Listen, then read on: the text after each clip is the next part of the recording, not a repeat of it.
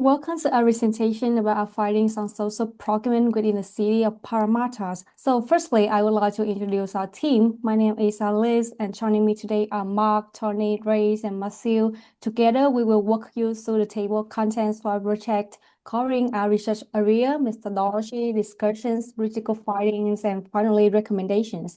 And firstly, I will talk about the social procurement. Is it when organizations use their purchasing power to generate positive social and community outcomes, directly helping local SMEs and underrepresented groups? It matters because it transforms standard economic spending into sustainable community wealth.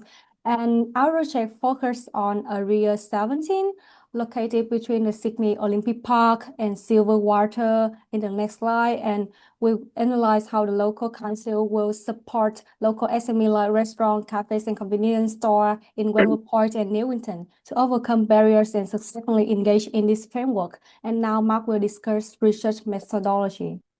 To understand how social procurement is currently viewed within the Parramatta LGA, our team used qualitative inquiry through short in-person surveys conducted directly within local businesses. We believe this approach is important because existing literature only explains the broader concept of social procurement instead of how local businesses perceive it in practice. We chose in-person surveys because many businesses were unfamiliar with the term itself, so direct conversation allowed us to explain the concept clearly to ensure their responses were accurate. This also helped create more natural discussions and willingness to engage in the survey. We spoke with business owners, managers, and staff members across small, medium, and large businesses. This variety is important because it helped understand whether the operational scale and priorities were affecting their engagement in social procurement. Our questions explored their awareness of social procurement, current sourcing behaviours, willingness to engage in future, and any potential barriers stopping them. These factors are important because it is unrealistic for social procurement to expand without considering operational and financial pressures that businesses face. From these responses, several recurring themes emerged. Many businesses showed interest in social procurement once the concept was explained. However, most responses also reflected awareness and uncertainty around how implementation would begin. These findings were also largely consistent with literature, particularly around how awareness and uncertainty surrounding implementation. As reflective of the data shown, apparent barriers exist in the implementation of social procurement within Parramatta City Council, particularly among small and medium-sized businesses.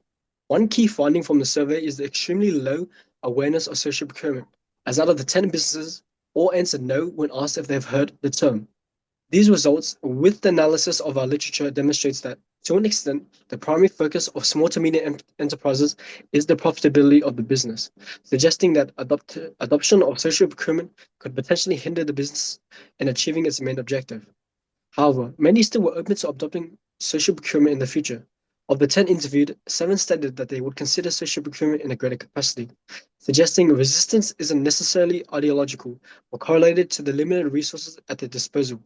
In addition, other potential barriers that businesses identified as stopping social procurement are time, money, education, and programs. Therefore, the data supports the broader academic view that small to medium enterprises are willing to engage with social procurement but require a stronger framework, policies, education, guidance, and funding before implementation can occur effectively. So although there is an understanding of the benefits of social procurement, there are various barriers towards implementation beyond legal requirements. Key findings from the primary research conducted showed there was no awareness of the term social procurement. Businesses engaged in socially beneficial practices informally, and many would consider greater participation if support mechanisms existed, as explained by Tony. Key weaknesses of this research method, however, is the limited sample size provided. Although it includes a variety of industries, it does not represent all industries within the area. And the sampling method for this data was based on businesses who were willing to engage in the survey. Areas for future research is utilizing industry-specific responses to gauge the most efficient and effective methods to get businesses to engage in social procurement. So our two recommendations are very consistent with the council's wishes to avoid providing direct monetary incentives to business regarding social procurement. So our first recommendation revolves around the idea of the development of council-led educational programs and workshops that focus on the explanation of social procurement. in simple and practical terms, whilst using the same events for the introduction of local supplier directories and partnership programs to ensure community-based procurement practices. Now, the second recommendation is to create simplified social procurement frameworks that are suitable for small businesses with limited staffing, limited resources, and limited capacity, whilst also providing another non-monetary incentive for businesses, which is awards ceremonies. So it is a way to get their name out there, for them to brand themselves and market their businesses to the community. Here are our references that we've used. Thank you guys for listening, and I think we're going to open up the floor to some questions.